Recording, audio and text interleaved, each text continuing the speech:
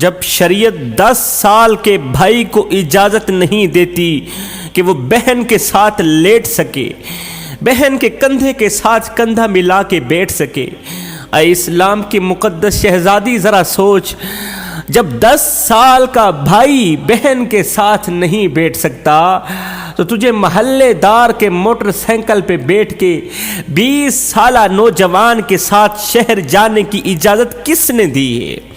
شوہر کی اجازت کے بغیر گھر سے باہر نکلنے والی عورتوں کی زندگی بدلنے کے لیے میں انہی تھوڑی دیر کے لیے سیدہ فاطمہ الزہرا کی چوکھٹ پر لے چلتا ہوں۔ ایک دفعہ کا ذکر ہے کہ حضرت سیدنا علی المرتضیٰ شیر خدا کرم اللہ وجہ الکریم آپ اپنے گھر آتے ہیں، گھر کے اندر داخل ہوتے ہیں، کہتے ہیں فاطمہ، حضرت علی گھر کے اندر داخل ہوتے ہی کہتے ہیں فاطمہ مجھے لگتا ہے آج ابا حضور آئے ہیں، یعنی کہ آج میرے نبی آئے ہیں۔ سیدہ فاطمہ کہتی ہے یا علی تجھے کیسے پتہ چلا کہ ہمارے حضور آئے ہیں؟ کہا میرا گھر جنت کی خوشبو سے ایسے تو نہیں مہک رہا نا، اس کے مہکنے کی کوئی وجہ ہے، میرے گھر سے نبوت کی خوشبو آ رہی، مجھے تو یہی لگتا ہے کہ میرے نبی آئے ہیں میرے گھر۔ سیدہ فاطمہ الزہرا نے کہا جی ابا حضور کمرے کے اندر بیٹھیں۔ ابا حضور آئے، پوچھا میرے کریم نبی کا میرے گھر کیسے آنا ہوا؟ تو کہا میرے ابو مجھے لینے آئے ہیں۔ سیدہ فاطمہ الزہرا کہتی ہے میرے ابو مجھے لینے آئے ہیں، تو پھر فاطمہ ابا حضور کے ساتھ گئی کیوں نہیں؟ ابھی تک کیوں بیٹھی ہو؟ فاطمہ بتاؤ تو صحیح، میرے حضور کو میرا انتظار کیوں کروایا، کیوں نہیں گئی؟ ہائے سیدہ فاطمہ الزہرا نے جو جواب دیا آج کی اسلام کی مقدس شہزادیوں کے لیے بہت بڑا سبق ہے۔ جب علی نے کہا نا فاطمہ بتاؤ تو صحیح، میرے حضور کو میرا انتظار کیوں کروایا، تم گئی کیوں نہیں؟ تو سیدہ فاطمہ الزہرا نے کہا اے میرے سرتاج، آپ کے حکم کے بغیر کیسے چلی جاتی؟ اپنے نبی کے ساتھ بھی آپ کے حکم کے بغیر کیسے چلی جاتی؟ فاطمہ تجھے پتہ نہیں ہے، ابا حضور کے سامنے علی اپنی اجازت کو کوئی اہمیت نہیں دیتا، کوئی اہمیت نہیں دیتا۔ فاطمہ ان موقعوں پر مرضی نہ تیری چلے گی نہ میری چلے گی، یہاں چلے گی تو صرف میرے نبی کی مرضی چلے گی۔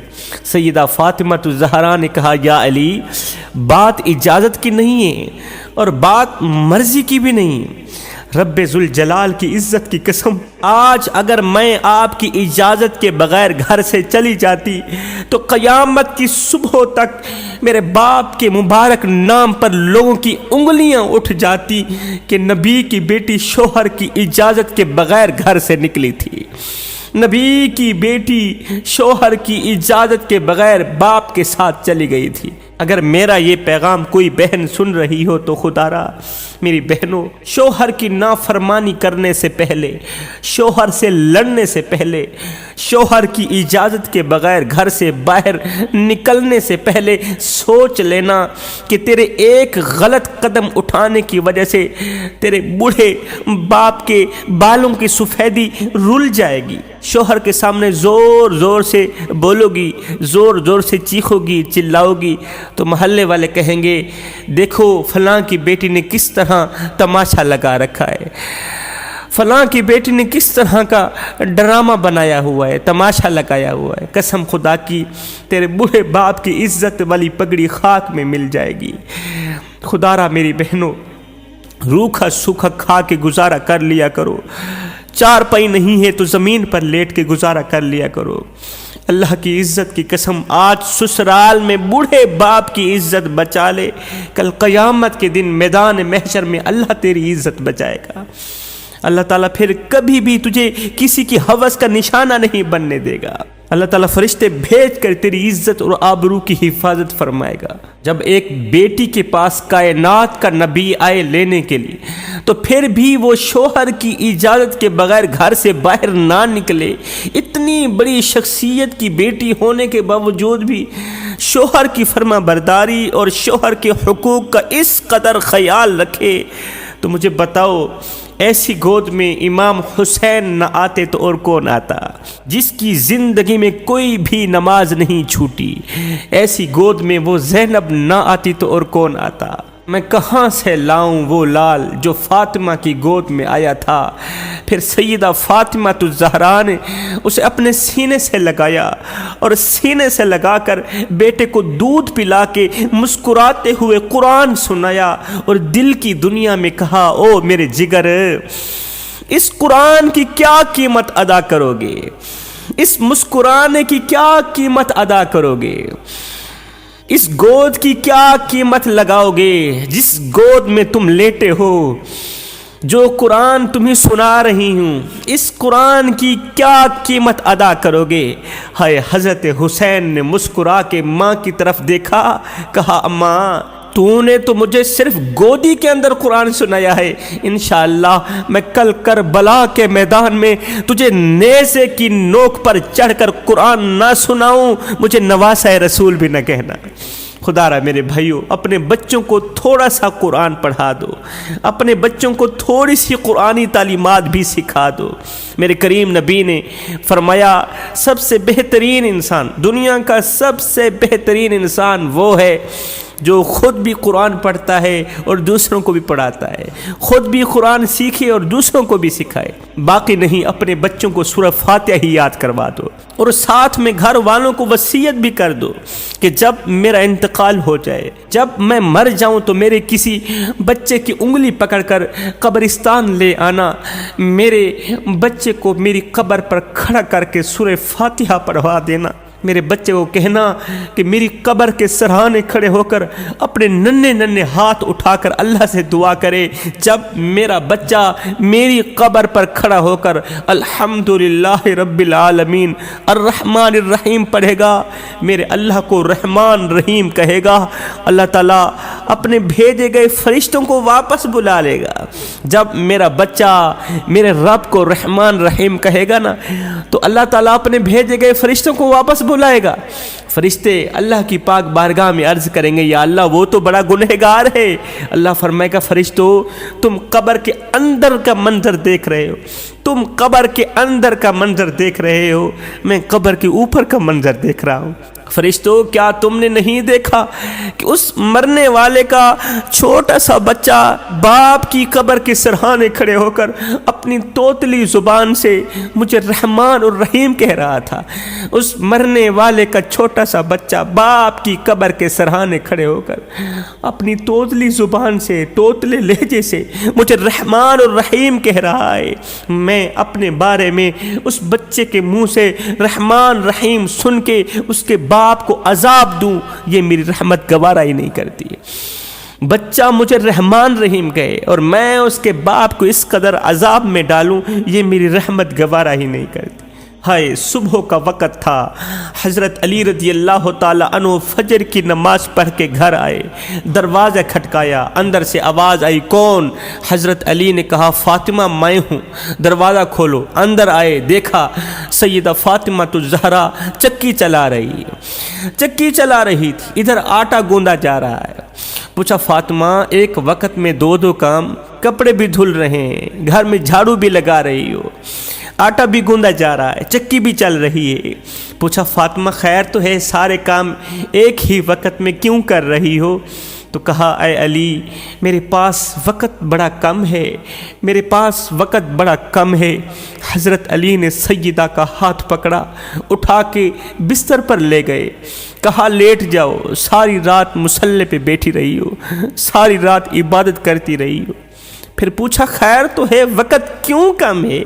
فاطمہ تو نے جو کہا ہے کہ وقت بہت زیادہ کم ہے، کیوں کم ہے؟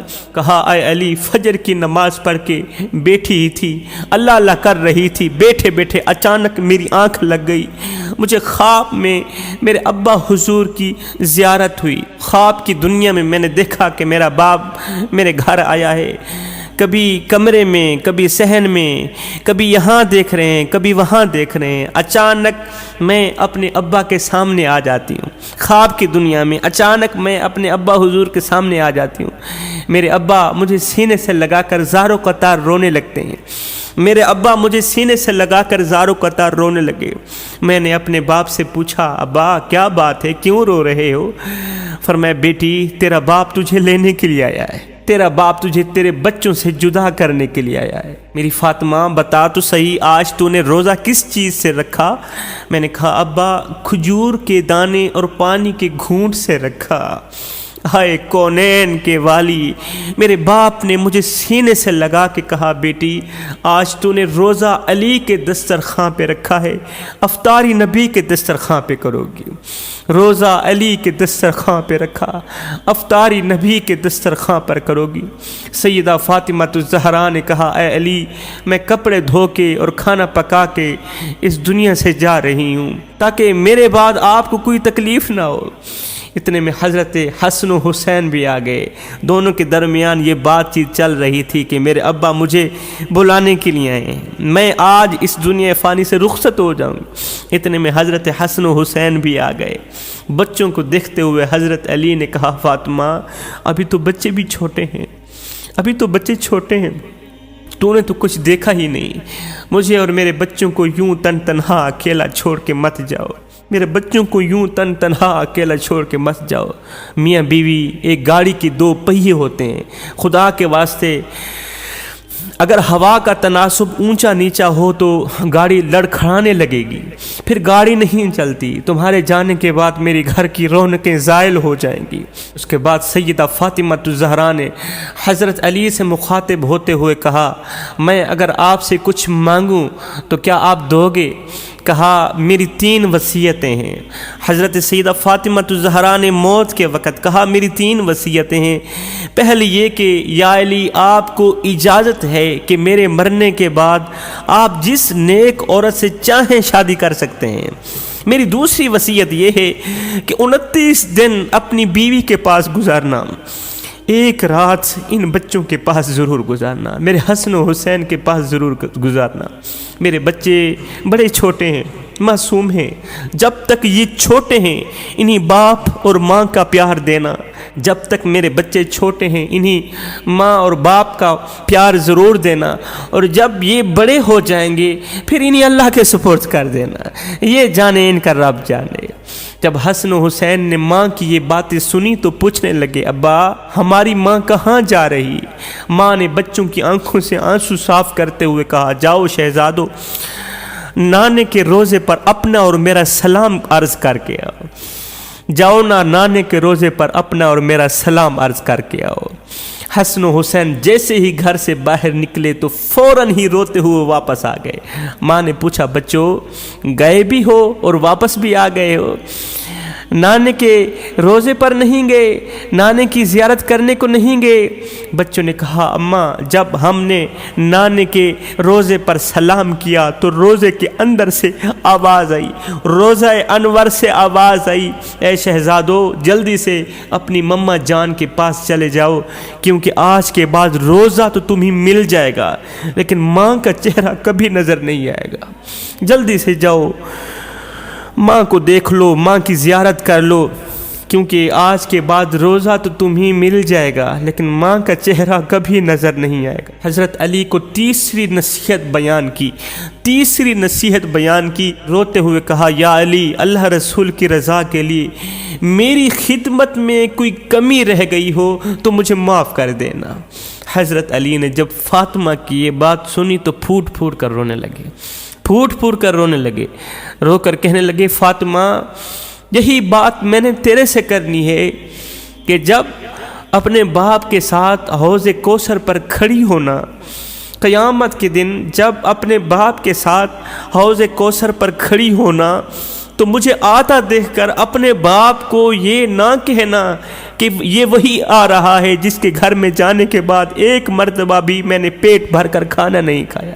میں تجھ سے عرضی کرتا ہوں، تجھ سے فریاد کرتا ہوں، ایسا مت کرنا، یہ وہی آ رہا ہے جس کے گھر میں جانے کے بعد میں نے ایک دن بھی ایک مرتبہ بھی پیٹ بھر کر کھانا نہیں کھایا، جو مجھے اچھی طرح نہ کھلا سکا، نہ پلا سکا، نہ پہنا سکا۔ اللہ اکبر، یہ وہ گھرانے ہیں جن کا چرچا آسمان کے ملائکہ کرتے ہیں، جن کا ذکر سن کے، جن کی داستان سن کے آسمان کے ملائکہ رونے لگ جاتے ہیں۔